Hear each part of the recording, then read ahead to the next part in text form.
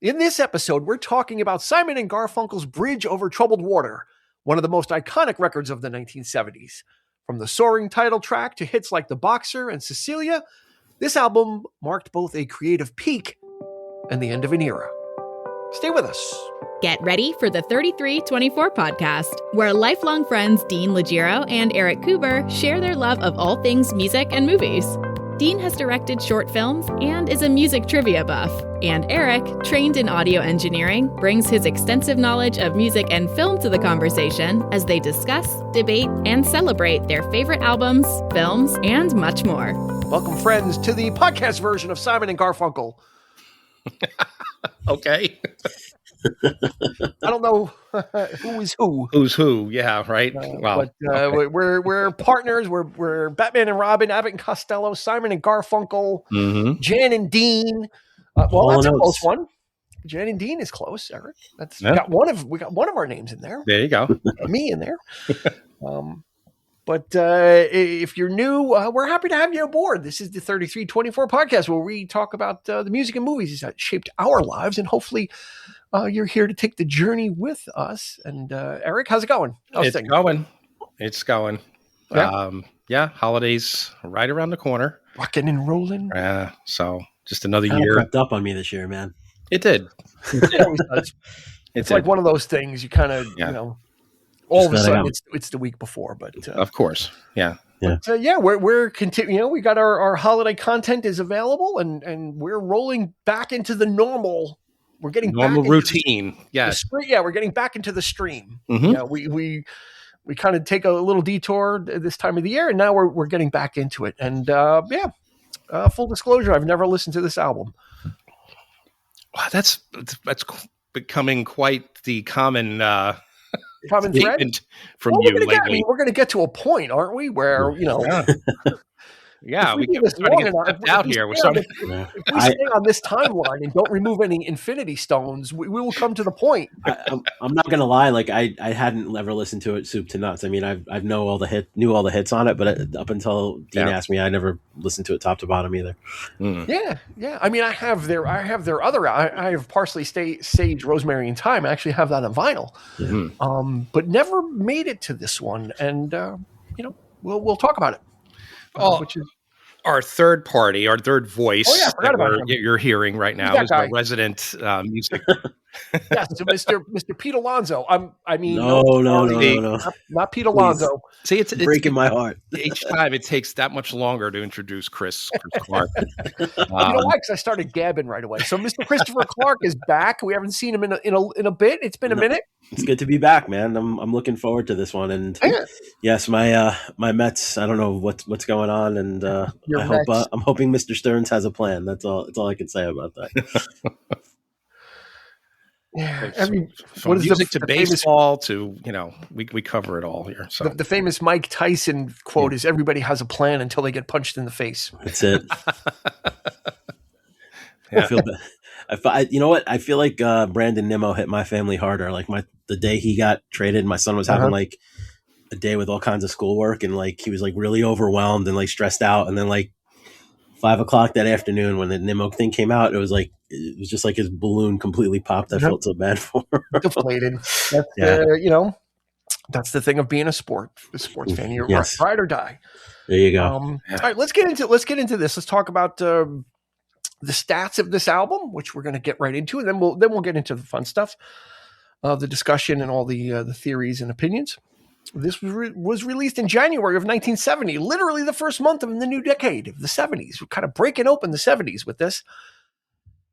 Produced by Paul Simon, Art Garfunkel, and Roy Haley. Not sure. Or Haley. All songs were written by Paul Simon except for Bye Bye Love.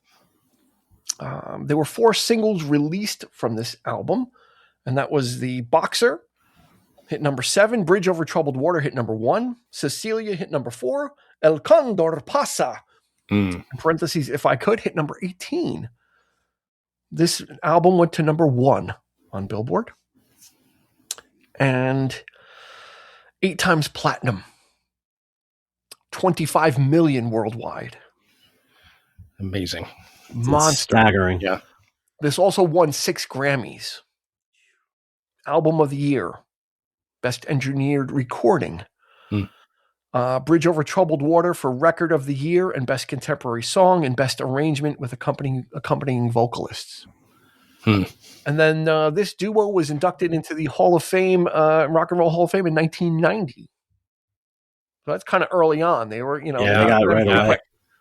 Yeah, they were, it was certain, when they were doing that, I don't know if Eric remembers, they were kind of really front load, like they were making sure they're getting all the big ones in first. Like you could tell who the really big ones were because in the first 5 years, it was like all the heavy hitters. Yeah, it was. They were just really just piling them on, Yeah. And so let's start with, I've never listened to this album. Wasn't one, it's easy to get into because of the hits. If you like, harmony vocals and you like that kind of stuff, again, this is going to be another easy one. If you like Paul Simon's output in the 70s, I think you're going to, I was really, when I was listening to this, we'll start here. When I was listening to this, I was really hearing stuff that he was going to be doing. I was hearing Me and Julio by the Schoolyard. I was hearing, that Kodachrome, and I was kind of hearing those things that would become Paul Simon staples in the 70s. Eric, is that kind of a fair? Absolutely. Assessment? You probably have more experience with this album than I do. Yeah, I'm a big fan. Well, Paul Simon in particular. I always felt that he was. I always felt like he always, he's as brilliant of a songwriter as people say.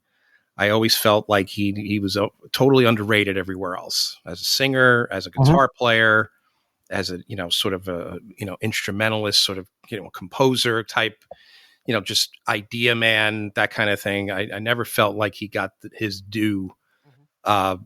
Like the Beatles had, or somebody like Peter Gabriel had, or these artists that are really kind of experimenting with this kind of thing. And he was very much in that same grouping, I feel, because it was just so expanding on the world, expanding across borders and musically, just bringing in a lot of that world sensibility, but yet sing, writing songs of his in his own way, but surrounding it with something different each time, which I always thought was fascinating about the guy. I never quite understood it at first, but then the more you listen, the more you kind of, it's like, does this really go with the lyrics? I mean, it's, that kind of thing. And it's just amazing that he was able to maintain that kind of, and there was ups and downs for sure. But I mean, I think, adventurous. Yeah. He probably really wasn't recognized for it until that record Graceland came out, and that record exploded, and then he was recognized for using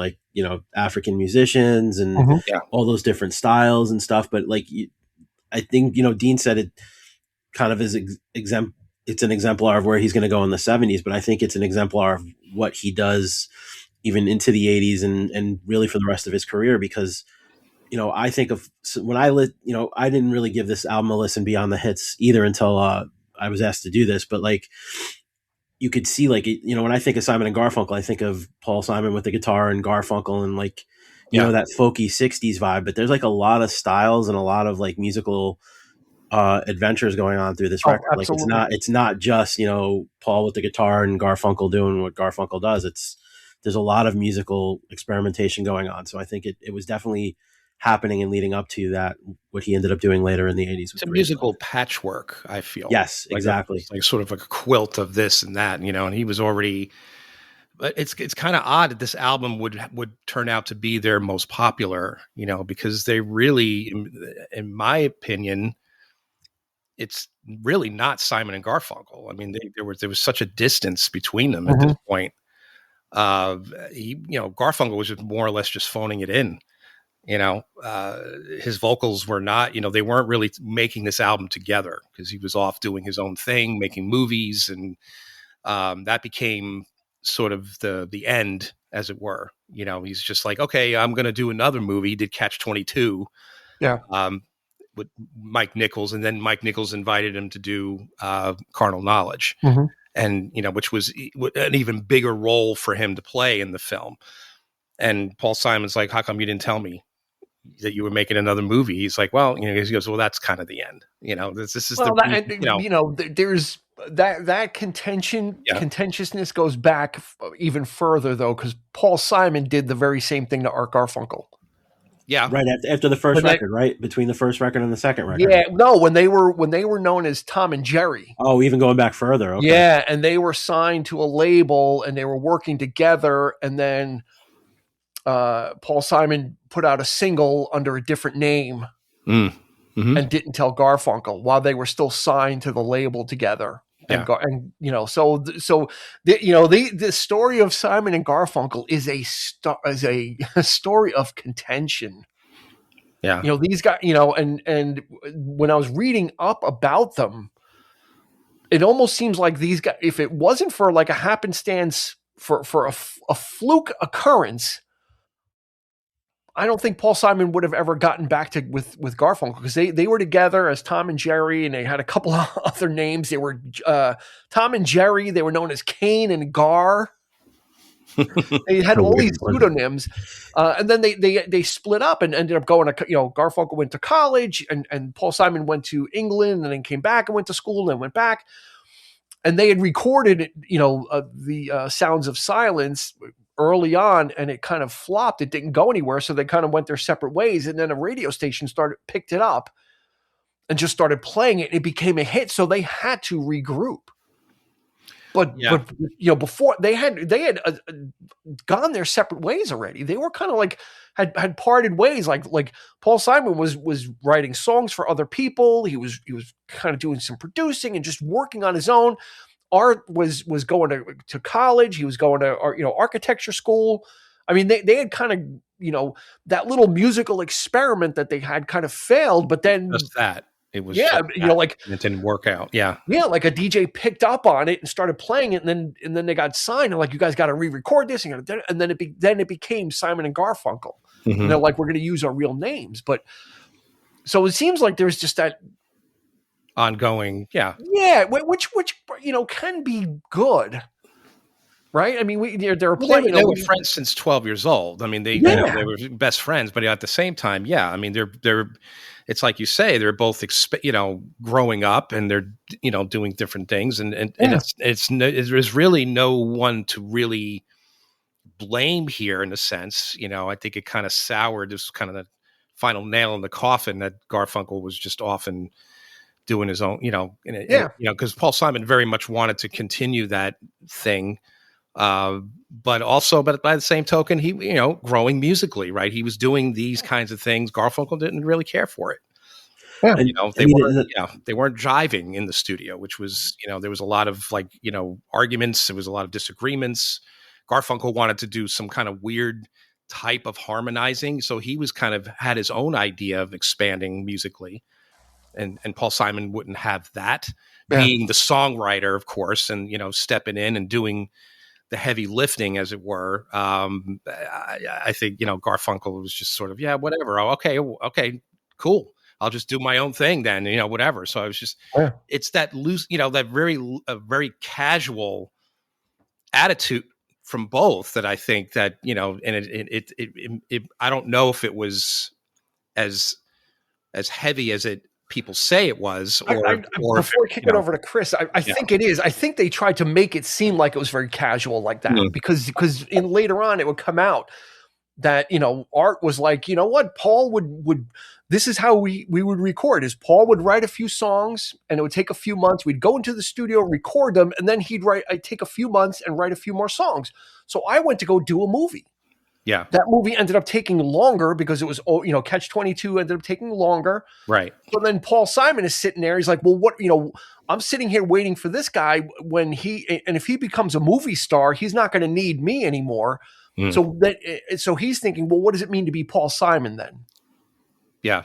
There was a way that they were working, but then, there's definitely some jealousy. But Chris, go ahead. I was just going to say too, to a degree, he's off making that movie. Paul Simon wrote this whole record. I mean, it's one of the biggest records of the 70s, and it was written entirely by him. I'm sure on some level, Paul Simon also had that point of view of like, if this is what you're going to do, I could do this on my own. What do I really need you for? Yes. I'm sure there had to be a little of that too. I mean, sure. It wasn't like Garfunkel was doing any kind of significant level of writing. So, he wasn't, and there was that also that animosity too. He Paul Simon also had an issue with the workload, which is exactly what you said, Chris. It's like he's writing everything, he's kind of involved in everything, and then Arthur just kind of comes in, swoops in and kind of sings. But I don't want to, and I came to this album, or I left this album having a much bigger appreciation for Art Garfunkel. Mm-hmm. Like, yeah, he didn't write any of the songs, but his voice is so special. Yeah, fair point. I've never had an appreciation for it before. It's very easy for him to be and Garfunkel. Of course. Right. And because Paul he doesn't Simon, write anything. Paul Simon's own mother said, you have a nice voice, Paul, but Art has a fine voice. He's got a fine voice, which means that it's far beyond your, Yeah, which also made him a little jealous. He was jealous of Art's voice as well. Well, people made such a big deal about Bridge Over Troubled Water because it was because he sings. It's so powerful. It's powerful. It's angelic. It is whatever terms you want to use. And Garfunkel, Paul Simon's like, I wrote the fucking thing, so there was that envy there, I suppose, but But let's start there then. Let's start with that song. It's very easy to dismiss this song, and it's easy to dismiss Simon and Garfunkel as kind of like the artsy, folksy, hippie, granola crunchy kind of. It's very easy to kind of throw all that in there, especially because of Garfunkel's voice, right? Because of the way Art has this high angelic voice. Yeah, so it's easy to throw them into the light music,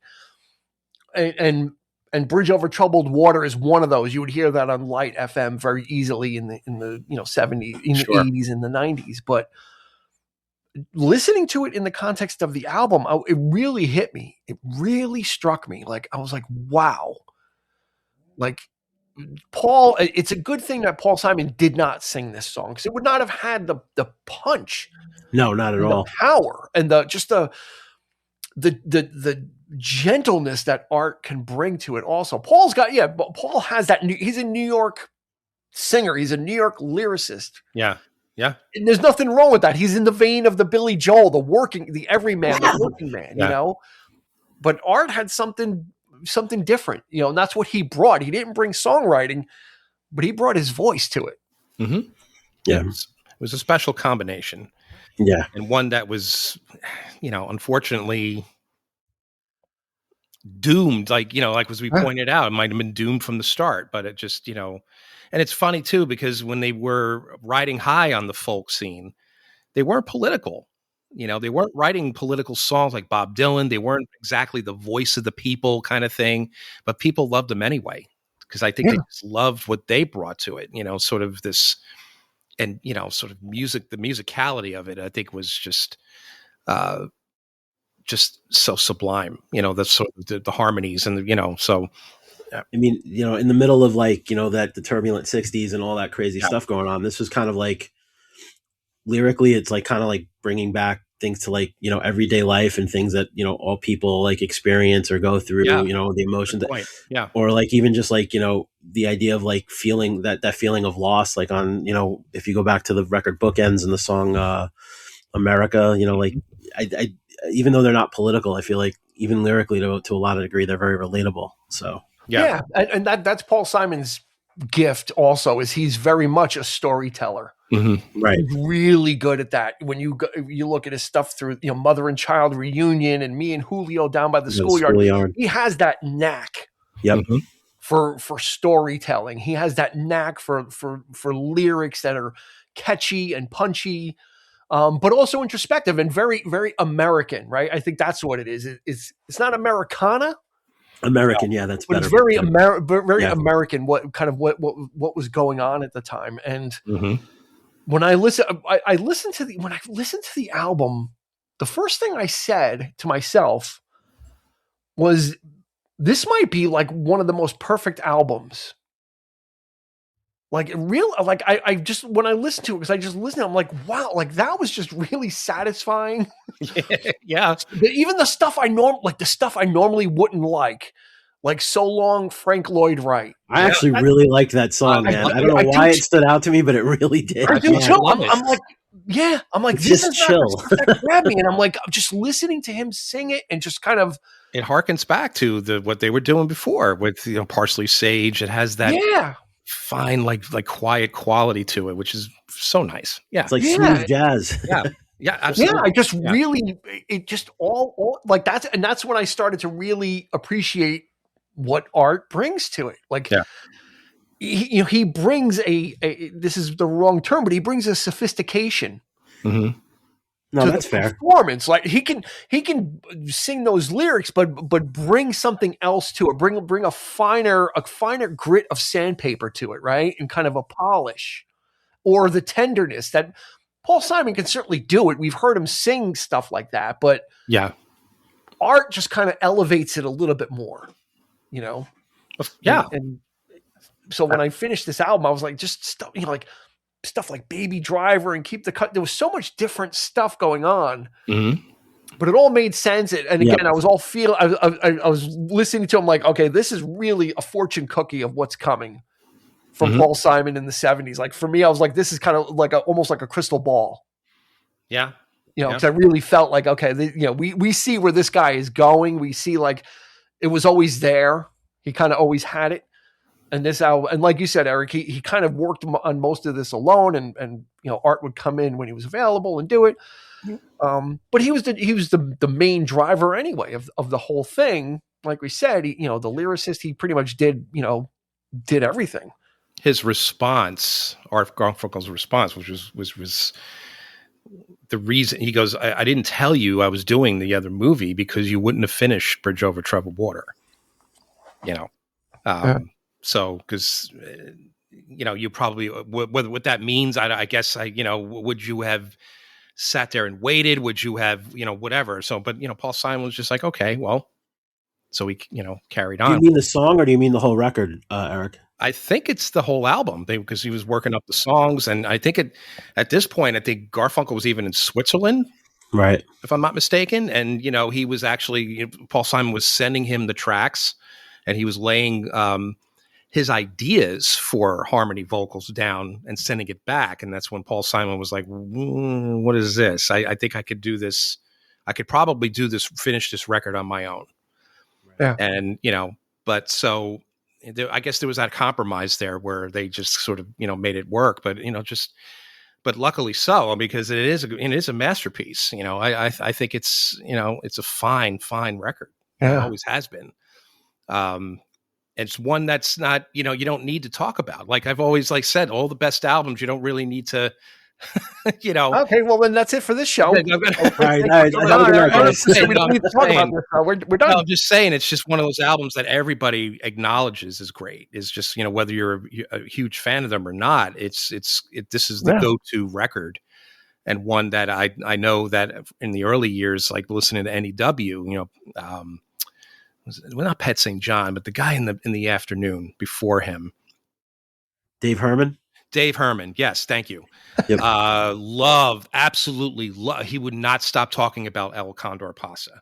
That was like his favorite song. He goes like, oh, so you got songs like this, like he was always comparing that one song to like everything that people were doing. And like, Simon and Garfunkel did this. And, it's just always, and he always played it.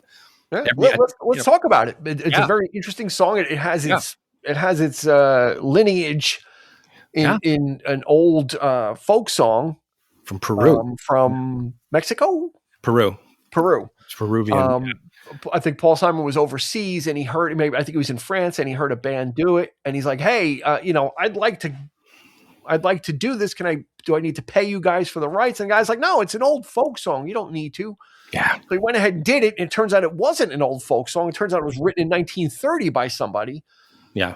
But Paul Simon happily paid. He's like, that's one of the things about him. He's like, no, absolutely. He's not like, not Jimmy Page. Yeah. He's not denying that it ever happened. And then the very next year, Perry Como recorded a version of Paul Simon's version of El Condor Pasa. Pasa. That's wild. That's how quick. That's how this stuff was really. I mean, forget about the over 50 versions of Bridge Over Troubled Water, Elvis Presley and everybody, but even Perry Como like grabbed onto El Condor Pasa and recorded it the very next year, his version of it, not the traditional version. So, good Lord, is it so haunting? It is. The opening, Bridge is also goes there as well, but it's that it's odd that I'd love this album so much because how I'm not a fan of that sort of wall of sound. Yeah. It's very Spectre-ish, very doing the same kind of thing. But here I think it works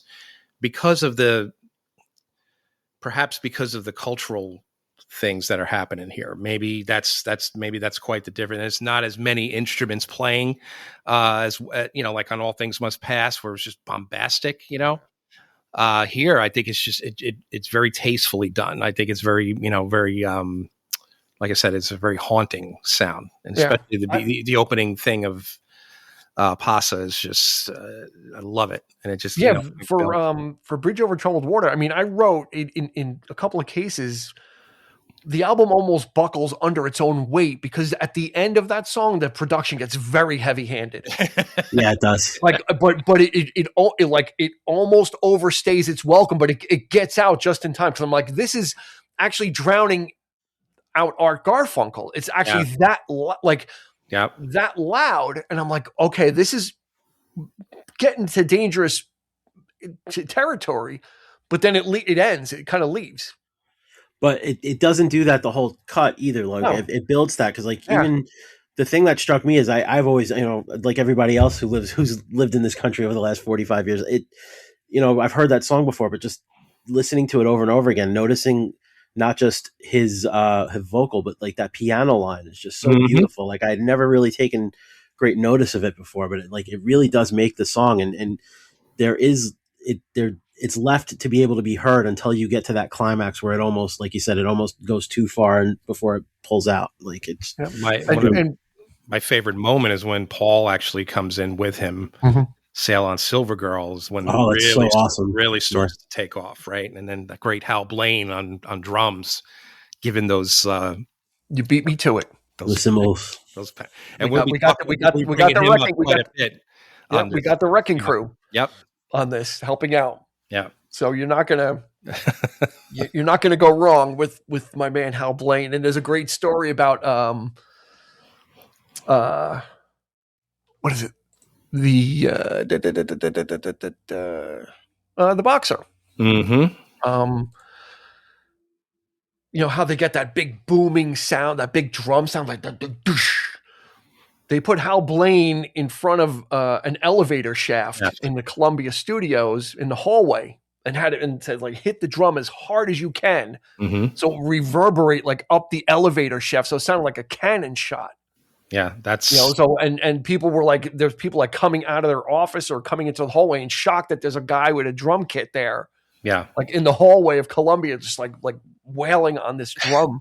That's so awesome. It. That's And this is the collaborative spirit that, Simon, working with the engineer I think it was his idea actually to do that, bringing in that sort of artistical, sort of approach. I just love stories like that. And then Simon is just, of course, he's going to eat that shit up. He's just, whatever. What else we got here? Like, what can we do? So yeah, that's an amazing effect. And I know, now when you know what that is, the song, it actually takes on such a bigger presence. So, yeah, absolutely. I mean, but that's what I love about that time. Yeah. Right. Because there was no sample, now you can just sample, blah, blah, blah. Like they had to figure this kind of stuff out or how are we going to, that's why the Beatles were so masterful and the Beach Boys, because they were just in there being mad scientists, right? We got to figure, how are we going to get this sound? How are we going to do it? We can't. The art of recording is what's present here. I mean, sampling it's in a computer. You can just patch it and do whatever you got to do with it. But how are you getting those sounds? How are you, where's the art of going out and actually taking a microphone and recording something, a sound outside or street sounds or this dates back all the way to like the field recordings of blues songs, like people actually going out and, recording the workers in the, the cotton fields and all that kind of thing. And just sort of that getting that, visceral, like, the texture to its life being caught, and even something as weird as this is still, it's something you wouldn't even think, consider, because you take, you yell up a hallway or something, and your voice is like, how we're all into that, right? We, like at some point even when you're a kid, it's like, it's so cool. You hear yourself, echoing and that kind of things. Here, you're using it for music, and it's just, and even like some of the accidents, when you don't get the sound you want, you get something else. Like because of that experimentation, you go down a road you might not have thought of. Even that's gone too. And that happened on this record too. Again, with Hal Blaine, he was playing. I think it's on Living Boy, or it could be Living Boy. It might even be Bridge, but he was playing. It was supposed to be playing a beat, but the beat is like, it was recorded like. So the echo of the beat was recorded like, so it sounds like a double bass drum almost, like it's like, and it wasn't meant to be that way, but they liked it so much that they just kept it in the recording, and it's just all these little fine beats of and that's just, it gives it so much more life, It's something I was always fascinating to me. It was the art of just recording. If I ever got into like into any kind of like field of music or even filmmaking, and that's where that would be my go-to place, is the sound design. Agreed. Love it so much. It's one thing to go into a studio and record, but then it's another thing, like we said in other episodes, to use the studio as an experiment, as a laboratory. What can we coax out of these things? What can we get out of it? What can we use? What different technique? There were no rules in the 60s. That was the whole thing, is there were no rules to break outside of just traditional recording techniques. It's like, okay, we go in, you got 4 tracks, and here you go, and you record. And it's like, well, no, what can we do? I'm curious to kind of put that out there as a question to people, to folks who were listening to this, even now at the time, like, is that the reason why these songs resonate so much, is because of the way they're recorded? Is it just what hits you? Is it the lyrics? Is it the melody? What is it about the stuff that is so everlasting? That it's an interesting question to pose, because I think a lot of people would probably have 100 different answers. But I would love the idea of how many people saying, "Yeah, I just like the way it sounds." Yeah. So. Yeah, I mean, you could. I'm sure people will definitely key in on the lyrics and kind of internalize a lot of that. And then again, you've got there's so much to chew on. You've got the vocal performances, right? You've got the vocal interplay. Yeah, you've got 2 separate artists that sing solo. So that there's so much, and the impact that this album had. It was the best-selling album in 1970, 1971, and 1972. That's crazy. And it was CBS's best-selling album until Thriller. Wow. That's amazing. Yeah. So it was their biggest selling. It wasn't so which might have put it in the biggest selling album of all time, probably, maybe until Rumors. But for CBS records, it was their biggest selling album until Thriller. So they would go a whole 12 years before something would come along CBS's way that would make the impact of this. Yeah. And again, you think about like the stuff that was in the 70s. We talk about the ending of the Beatles. We just did a Led Zeppelin episode. Right. Those guys were ramping up, but this album was the monster of them. Like, it's funny how we compartment when we do our episodes. We kind of do them in a bubble. That's why sometimes I like to talk about other albums that were out. Mm-hmm. But all that stuff was going on. But meanwhile, these 2 guys from Queens, nondescript guys, were just kind of making this music, and people were just gravitating. They were loving. They were just eating it up and loving it. And that's the beauty of this era is all this stuff was splintering, right? And we're getting all these different subgenres, and there was enough room for everybody. And apparently 8 million copies of Room for these guys, which is just absolutely stunning, you know? Yeah. The To weird think they didn't do anything after it, like they weren't convinced to make another record after it. Yeah, that's the strange thing. That's the most bizarre part to me. Like this is it. That they've never did another record together after that. Yeah, they recorded which that song "My Little Town," which I really like. Yeah, yeah. You know, they had tried to kind of pull it together a couple times. They tried to like fits and starts, and they make amends, and then they just it seems like Paul has more of an issue with Art than Art has with Paul. Yeah. Overall, you know, when you do all the checks and balances, you know, Art obviously has issues with him as well, but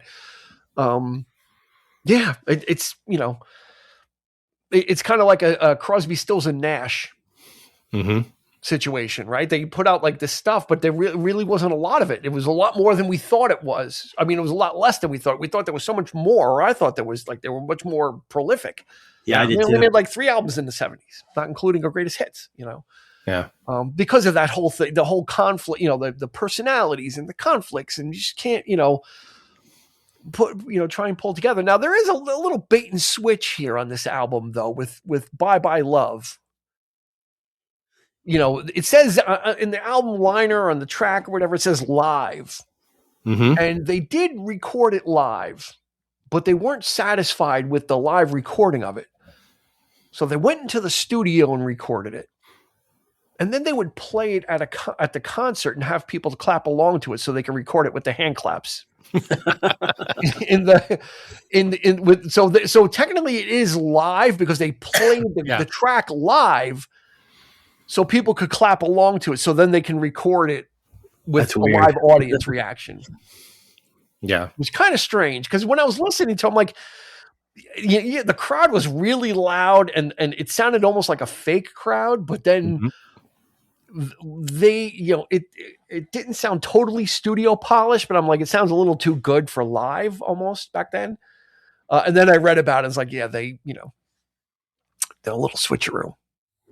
Interesting. Studio on Wikipedia, it says studio recording with live clapping. It's an odd, I don't know. I could have done without it, to be honest. I mean, I understand the reason it's there. Maybe it's their kind of way of saying this is the way things used to be with us, you know, like it's sort of like, I know they were big fans. Harkens back to their you know, so for the Everly Brothers and such, but, you know, so there's, you know, they're talking about influence here and all that, but I kind of, my problem with the album is probably side 2, which is fine. It's totally fine. But I think it could have been like the sequencing of songs could have been a little bit more. I always felt the album could have benefited from the closing, or even the penultimate track would have been the Boxer, closing the album out. Sure. I felt like there was a lot of that kind of weighty stuff on side 1. You got Bridge, you got the Boxer, you got, you know, and then on side 2 you got Living Boy in New York, which is amazing. Yeah. But, you know, but the rest is just, you know, these sort of quiet little numbers, and they're just sort of, you know, in a way, sort of like saying bye-bye, you know, like, exiting quietly. Yeah. So I don't know. Maybe I you know, just from a listening standpoint, I don't know. I mean, I'm sure the intent was there for that reason, you know, but I always felt like the Boxer should have ended the album, because I just feel like that's a great ending track. Yeah, it has an epic feel to it for them. Yeah. I almost would have thought Bridge Over Troubled Waters, because it just seems like something that would have been like a concert closer. Like, to me, it almost would have like to cap the record with like such a lighter song. Lighters in the air. Yeah, exactly. Yeah. Lighters up. Yep. Yeah, I mean, the only living boy in New York. I mean, he wrote that in response to Art being gone.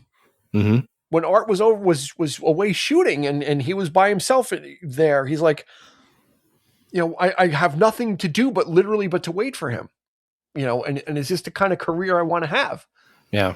And that's that's probably, again, I always feel he probably always, you know, was going to be a solo artist, but I think that pretty much cemented it for him. He's like, okay, you know. And it's funny, that very ethereal, like vocal, you know, the harmony vocals, and like it's recorded in the, you know, again, and I think in this, it might have been in a church or cathedral or something. But the line where he says, "Here I am," I think is, and it's, Garfunkel is sort of coming in with that, Yeah. it's like it's like a ghost, like a phantom, like coming in and just, because it's so recorded in such a way that it's not like right up front. It's it's like in the ether, Mhm. right? It's like sort of in the air, and it's just very, sort of air, and like in the nuanced in that sense, and it's just sort of the echo chamber quality of it is just, but you can't really quite make out what are there words there, like it very, very sublimely comes in with "Here I Am," and it's just, I think it's beautiful. Yeah. But it's just, I think that's the magic of this album. yeah, Is, it's a vocal duo, yeah, and as much as they don't get along, they sing beautifully together. They really complement each other well. They each bring something different, so when that combination meshes, like on Cecilia. Oh, so good. Paul Right? Simon always knows how to bring that bottom end. He knows that sort of down, like it's always the down harmony that he does, and sort of the bass. Yeah, it's amazing. It's just amazing stuff. But yeah, and like I said, then you get stuff like "Keep the Customer Satisfied," "Baby Driver." You talk For about me, a song harkening forward. You talk about a song that almost overstayed its welcome. That's the one for me. Which one? "Keep the Customer Satisfied"? When it's like the horns like blaring at the end, like, and it's like, okay, all right, let's bring it back a notch. But again, same thing with the overproduction. It's like they put it like right in your face, like even louder than the vocals were. Yeah, which is that's not wall of sound. That's like punching you in the face. But it's a great, and I from what I understand, this album was released in quadraphonic sound. I'd love to hear that. Oh, really? That's probably why it sounds so like one of the re-releases was up. Like they did. There's a version out there that's in quadraphonic. I would love to hear that.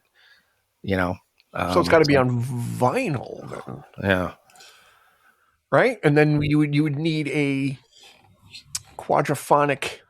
Do they even make those anymore? Probably I guess they not. I guess the Sonos maybe turntable. Yeah. Interesting. Yeah, that's pretty wild. I mean, is that maybe why some of those things seem like the instrumentation is like so like upfront on those songs, like "Keep the Customer Satisfied" Most or like likely. to the end?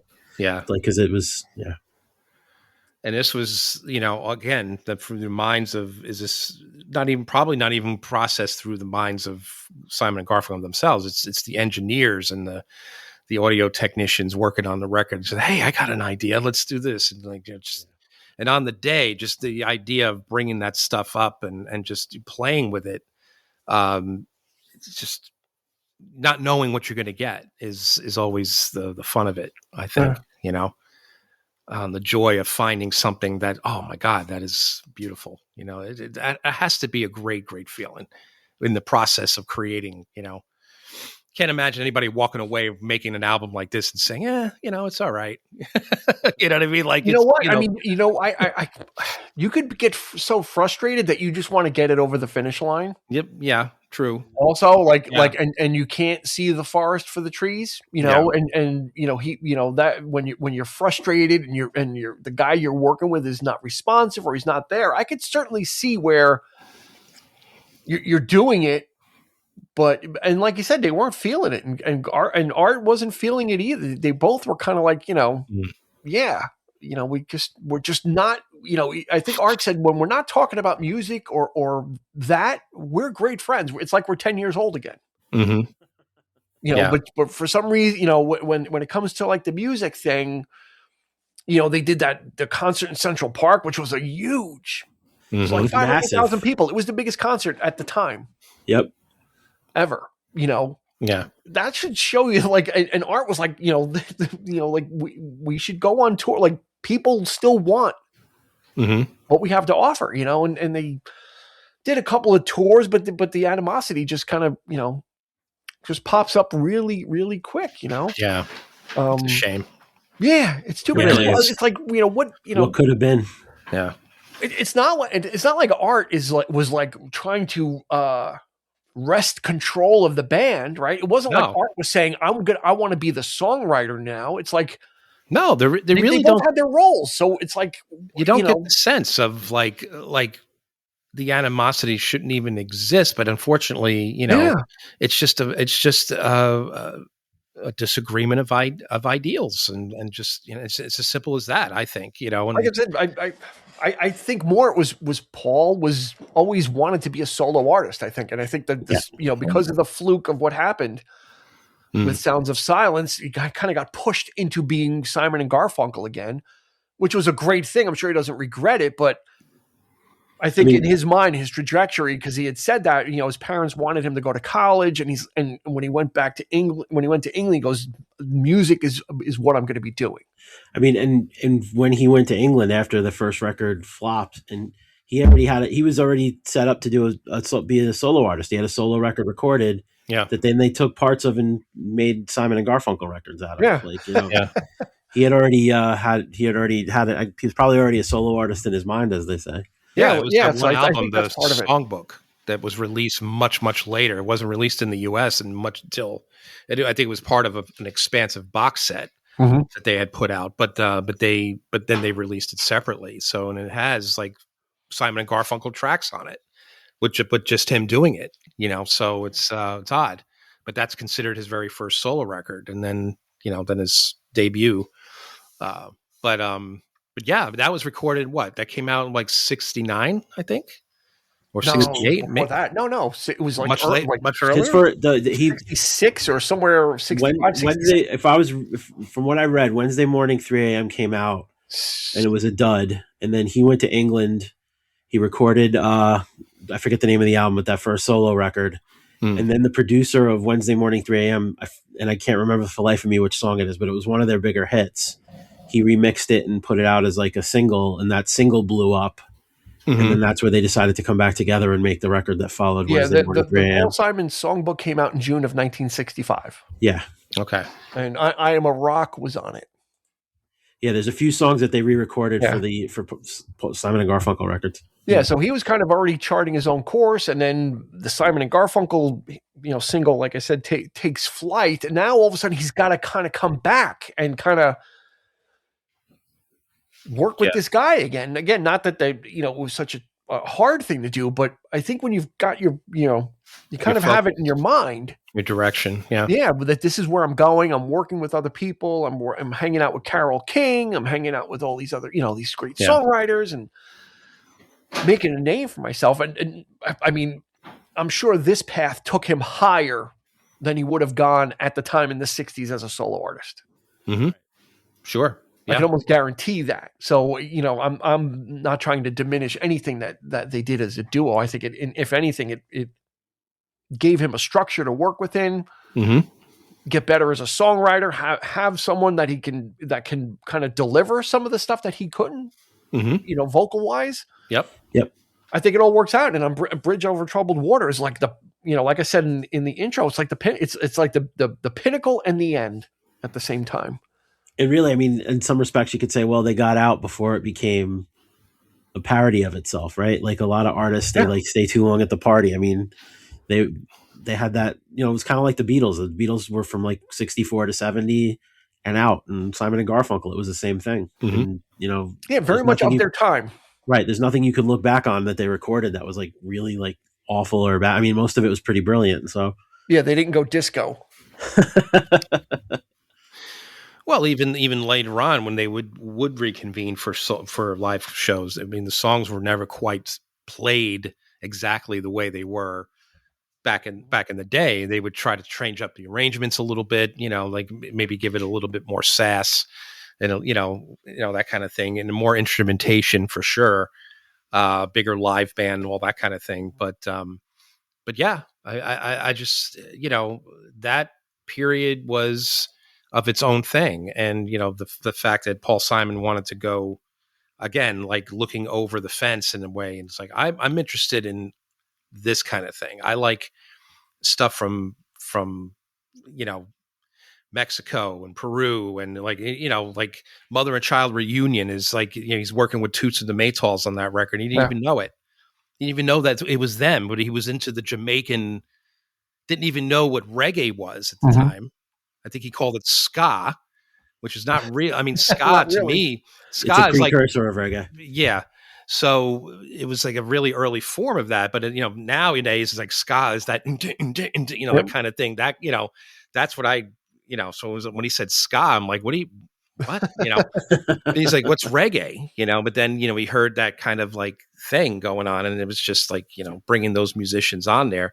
That's all he wanted to do from that point on, was work with these great people, you know. So he's kind of, even then he's like, he's moving past the sort of session players that even America had to offer, like the Wrecking Crew, and he was looking towards, you know, like by the time he got to Graceland, of course, going down to South Africa, which, you know, again, it was not about the politics or anything like that. He had no idea what was going on down there. He just wanted to play with these guys because he had a tape of this kind of music and he loved it. It was one of his favorite tapes. And he's just, I want to play with these guys. And he, you know, and that became a whole big cultural thing, which, oh my God, that record was huge in the 80s, was such a huge deal for, you know, for that tour, even bringing South African musicians, not only to, you know, Paul Simon performing, but them as well, headlining with him, like sort of, you know, coming on and doing their own songs, and which, you know, it's just an amazing period, you know. And he had nothing to worry about. I mean, you know, he in the 70s, he was in the same breath as Elton John and Paul McCartney. Yeah. Oh, absolutely. Like his stuff in the set, he was so prolific, and it's kind of sad because Art never became a big actor, and he never became a big musician.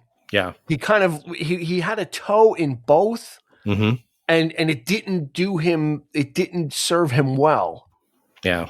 You know, because he kind of wasn't able to parlay either one into anything. I mean, he certainly recorded, you know, solo albums in the 70s and maybe some modest stuff that you may have heard on the radio, but certainly nothing right to the, you know, that Paul was doing. I mean, Paul was kind of, you know, much like McCartney out of, you know, like after the Beatles, it was like shot out of a cannon.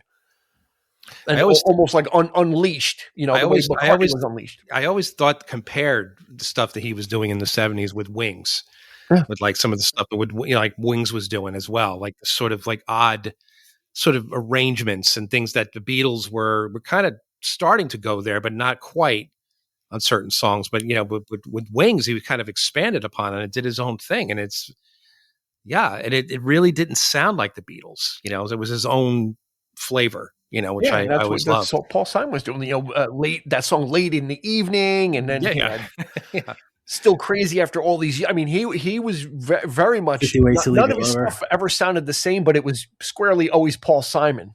Yeah. As soon as you heard his voice, like Kodachrome, I love that song. Yeah. You knew who it was. Like, you know, it was just kind of like comfort. You know, in the 70s, it was so comforting because you'd put on the radio and you would hear these artists one after another. You'd hear Elton John, you'd hear Paul McCartney, you'd hear, you know, Billy Joel. You would then hear Paul Simon, and then you'd hear whatever, you know, whatever else, you know, the Bee Gees or whatever. And it's just like, they were all just active at the same time. You know, we kind of take it for granted now because it was just stuff we listened to. You know, God, we love the 70s. About it, all these guys were like in their prime back then, just kind of firing off hits seemingly at will. We will never diminish in our love for the 70s. Dean and I will always be. We'll die on that hill. That being said, since this was the first album, it came out in January of 1970. Let's Chris, what some of the favorite tracks, excluding Bridge Over Troubled Water. That's kind of gonna go without saying. Yeah. I would definitely. And before you give it, I just want to implore people that even if you've heard that song before, and I've taken it for granted, it's one of those ones like, it's so kind of corny or sappy. Listen to it in the context of the album, you know, and that's really what grabbed me about it. And go ahead. So, I mean, I know them probably stating the obvious, but Cecilia is one of those ones, like, I love, like, cranking up in the car, like, singing along with. The Boxer has always been one of my favorite Simon and Garfunkel songs. But outside of those, the one that stuck out to me was also So Long Frank Lloyd Wright I really liked. Like I said, I love that, just that like very chill vibe to it. And like you guys, The Only Living Boy in New York. Those are probably the two non-singles that really stood out to me. Eric, do you concur? I'm going to concur there. I mean, it's, but I also really like the last track, Song for the Asking. Which is, one of the most I was looking at the, on YouTube, the downloads, how many downloads each song, and this was probably it didn't even break a million. Yeah. But I think it's one of those very underrated tracks, and you're always going to find songs like this on every Paul Simon record going forward, not just the hits, but you're going to find some really hidden gems that you wouldn't normally have known or didn't listen to before. But this one is pretty much, I think, his sort of like, goodbye letter to what was, Yep. Interestingly enough, that does not have the least amount of plays on Spotify. It has more plays than So Long Frank Lloyd Wright on Spotify. Does it? Okay. I could understand why people would not like that song. And like I said, it's one that I probably would not like. But when I was listening again, within the context of the album, I was just like eating this up with a spoon. I was just, I don't know what it was. Maybe I was just in the right thing. And when I was done, I'm like, this was just fantastic. It was fabulous. Well, it's one of those, it's one of these songs that I thought of as an idea for maybe a top 5 down the road, which would be 5 songs about architects. No, people like Brady about celebrities, songs about celebrities, whether it's by name or a song written for somebody. That might be fun to do. There you go. At some point. Yeah. Put that on the put that on the Cadillac board. So that let's see. I'm going to go with El Condor Pasa. Yeah. Just, I mean, I'd heard that song before, wherever, maybe even in a commercial. I feel like it might have been used in a commercial at some point as well. Sounds like it was used in a movie. It could have been used in a movie. I'm sure somewhere. It was a very cinematic vibe. Absolutely somewhere. So I'll go with that. Yeah. So Long Frank Lloyd Wright. And again, the songs I really ended up liking are the ones I didn't think I would, like Only Living Boy in New York. I mean, that's not usually my kind of thing. But it's just, it hits the right way. Yeah.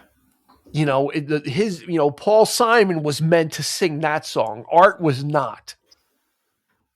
I got what you're saying. Yeah. Yeah. There are songs that Art was meant to sing, and there are ones that Paul was meant to sing. And Only Living Boy in New York is like, because you could feel that he's really feeling like he's the only guy. Yeah. And so it just this was just such a revelation. And then Baby Driver, I still dig it.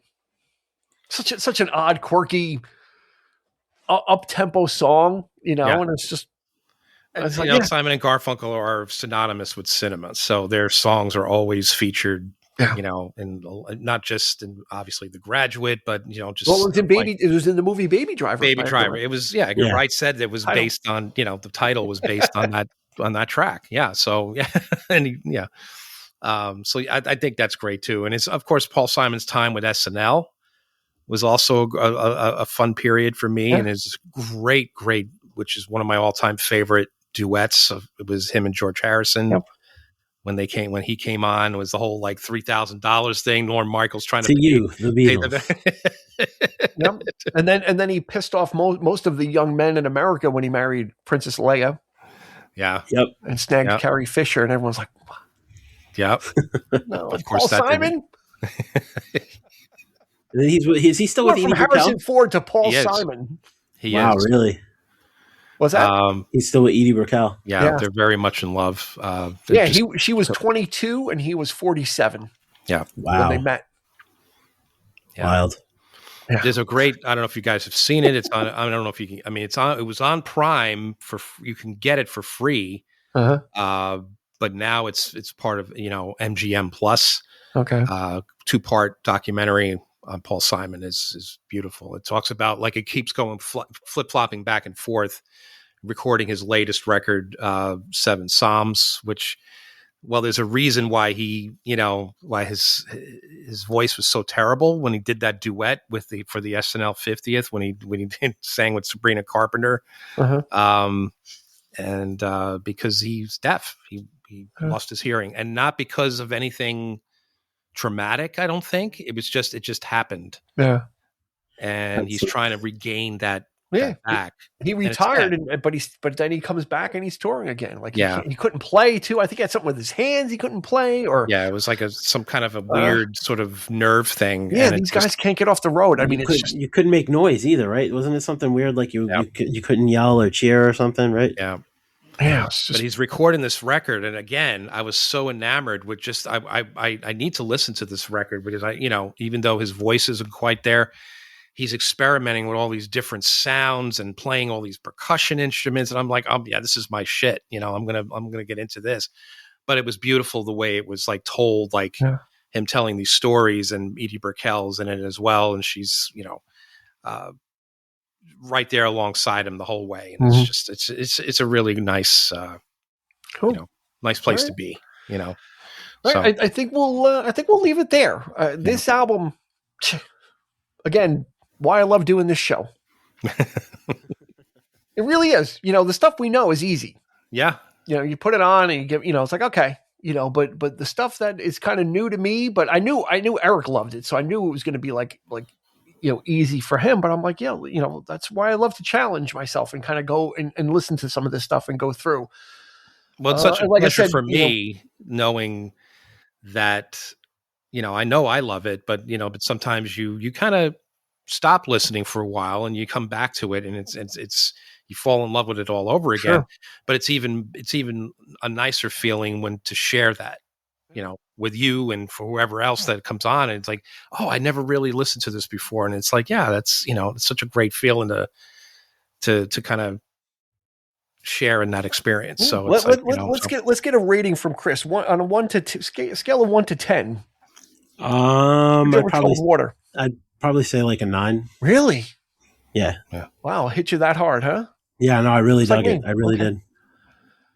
That's awesome. See, and Chris, the same thing. He's like, I'll jump in. I'll give it a listen. Well, I mean, I looked at the tracks and I'm like, there's like 4 on here that I know that I really like. And I'm like, I can't imagine that the quality is going to diminish that significantly over the other cuts. So yeah, they did dip with Bye Bye Love, but they did, that was kind of random. Yeah, they kind of took a little. But I mean, on the whole, I mean, it works as a record, and I really like the way it doesn't stick to one style necessarily, but kind of it all still fits. I think that's really cool when that happens. So it's a nice cornucopia of stuff that varying styles, varying singing styles, varying production styles as well. But very much the center is still there, which is Simon and Garfunkel. That's the key, is that center is there, so they're that allows them to kind of do things around it, and kind of fool with it. Right. But that center is always consistent. So that's always like kind of your guide for this album. It's kind of like your North Star. Like their vocals are always going to be there, one or the other or both. Right. Yep. Yeah. So no matter what you get, you're getting something great. So I think we'll leave it there. Let us know on Instagram, Facebook, or YouTube what you thought. Is it a 9? I'd say it's a 9. I'll give it a 9. Eric will probably say it's a 10 plus. Right? I'll venture to guess. If we're at 9, it's probably more. Yeah. It's a strong, probably 9, 9.5, 9, 10, 9.5. 9.5. And it's on all the streamers, so absolutely check it out. Just a beautiful album, a beautiful document of the time also. And I did not realize what a monster it was. To quote John Malkovich in Rounders, lays down a monster. Very good. Oh man, I love that movie. The fuck did you play that? Lay that down. He beat me. Pay him. Pay that man his money. Check all night. He trapped me. Oh man, it's such a good scene. Pay him. Pay that man his money. Man. See, if we do Rounders, this is going to be an hour of me doing John Malkovich. So okay, I'm game. I'll make him game being John Malkovich. I'll There you talk go. about that. Malkovich. Malkovich. For another time. So, Christopher Clark, thank you so much for joining us, taking the Thank you for journey having with me. this for Always Bridge a Over pleasure. Troubled Water. We appreciate it so much. Yep. Eric, you honestly, you never, I've heard you mention this out, but to be honest, you never really pushed it No. on me. I've always, even Bridge Over Troubled Water might have even been a choice of one of your top fives, maybe. The song itself, I think. It was the great opening tracks. Oh yeah. So there you go. So I knew it was kind of lingering in the back of my head. So now it's no longer. Now we invite everybody that's listening, go check this album out. I think you're really going to dig it. If you dig all the other stuff in our discography of episodes that we've done, you're going to dig that as well too. So again, let us know, Instagram, Facebook, YouTube. We're going to close it out there. For Chris, for Eric, this has been Dean. We'll catch you on the flip side. You've been listening to the 3324 podcast with Dean Legiro and Eric Kuber. You can find us on your favorite podcast provider, so please like, subscribe, and rate to become a part of the 3324 family. Your feedback is important, so make sure to follow us on Instagram and Facebook at 3324 podcast and on Twitter at 3324p to join the conversation.